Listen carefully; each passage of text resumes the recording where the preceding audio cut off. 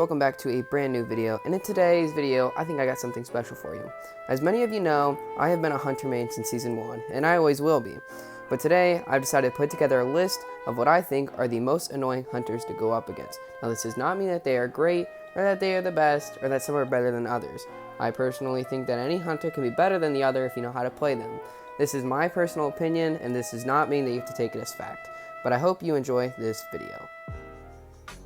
Alright guys, on the chopping block, at number 15, we have the Gamekeeper. I do not personally think that he is annoying to play against at all. At first, he has to get 2 hits or bring presents to get his hook, which is already hard enough for him to do because he doesn't have a gap closer or much of a way to get around the map without teleport. But on top of that, his hook can be sometimes hard to land, and with his new what I would consider a nerf, his hook isn't that good anymore and only deals around 0.25 damage, or if you can hit them, then it deals 0.75 damage after you hit them.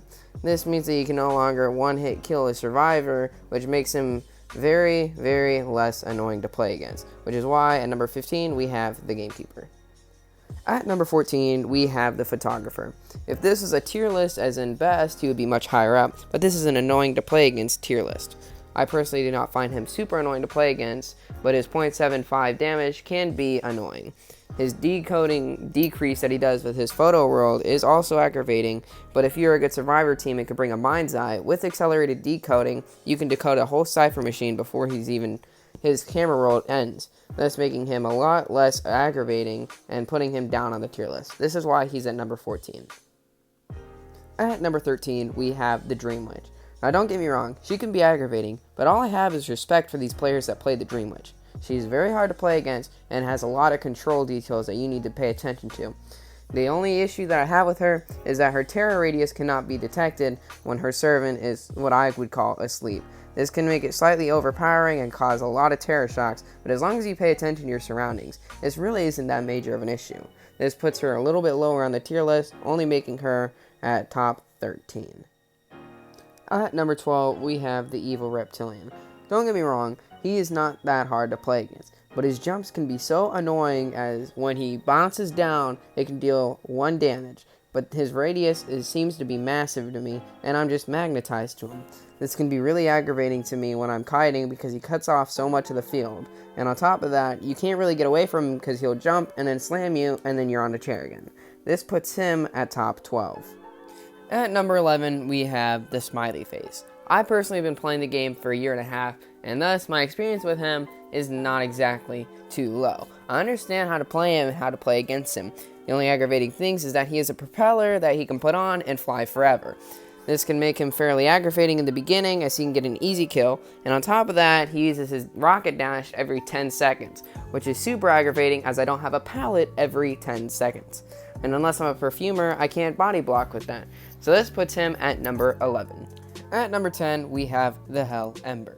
Personally, I do not think he is that great. He could be better with a buff or two, but the aggravating thing that I have with him is his puppets and his rage.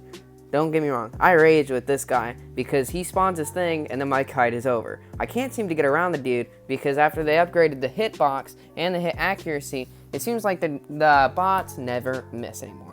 This puts Hellember at top 10. At number 9, we have the Axe Boy. I don't really see this dude too much anymore, but when I do, I know I'm in for trouble. Because every dude that has Axe Boy knows how to use the fireball just perfect. I am too impatient and don't play him because of that reason.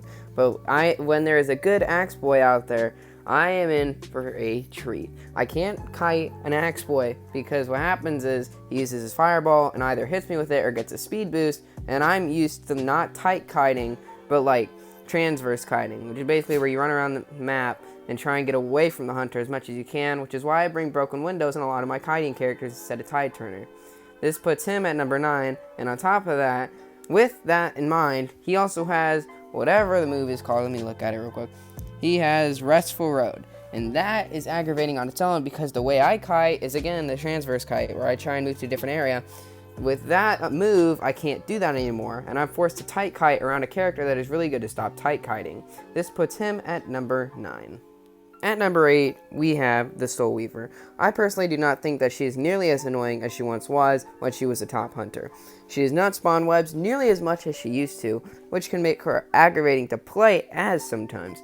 But the thing that annoys me about her is her webs, again, with how many that she can stack on you, and on top of that she can shoot the webs at you and deal damage at the same time. This can be really hard to play against her and make it really hard to kite. This puts her at number 8. At number 7, we have the Mad Eyes. I personally think that he is more annoying than the Soul Weaver, and honestly could be better. All he takes is a lot of time and effort and energy and patience to learn how to play him. I have seen Mad Eyes players play against people, and honestly they destroy them. A lot more than Soul Weaver players I've seen do. He is really aggravating to play against because he can cut off corners of the map quite well, and this makes it really hard, especially when he corners you in a part of the map, and then he just kind of sits there waiting for the walls done so he can finish you off. This puts him at number 7. At number 6, we have Liu Chang. To start it off, he has the teleporting ability. This makes it so he can get to the Cypher really quickly, and that means that he can get a first kill. This does not mean that he's that great of a hunter, as he cannot deal with tight kiting, but this does mean that he's a pretty strong hunter.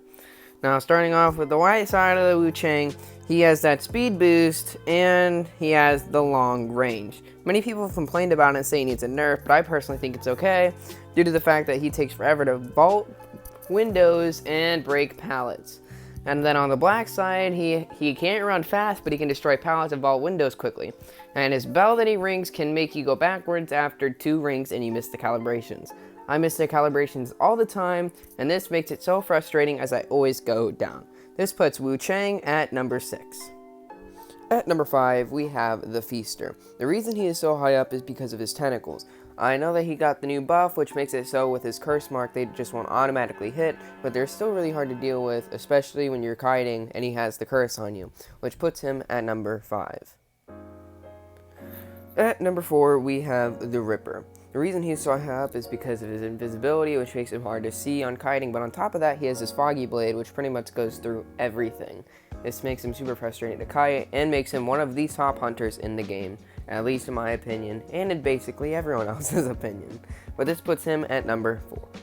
At number 3, we have the Guard 26. He's a newer hunter, so maybe it's just because I haven't learned how to play against him, but his bombs are super annoying, and they only take 2 seconds to detonate, and on top of that, they can throw another bomb, and if a bomb explodes and hits it, then that one explodes too, which makes it really hard to kite, and he can shut down a lot of close quarters areas. This puts him at number 3. At number 2, we have the Bloody Queen. Personally, I think she is the second best in the game next to the Ripper, but on top of her just being so good, the reason why is because she has her mirror. This makes it super hard for her to kite, and if someone knows how to play her, can really shut it down fast. And on top of that, MX present, she can hit your duplicate and then you are dead. This puts her at number 2. At number 1, we have the Geisha. I think she is the most annoying hunter in the game. Don't get me wrong, she may not be good, or she may not be the best, she's definitely good, but she is super annoying. Being able to move through just about anything with the form of her dash, and being able to catch up to you when you've gotten so far away, makes her super obnoxious to play against. And I can't keep an eye on her while I'm kiting because I prefer to look where I'm going, not at the hunter. This puts her in the top spot.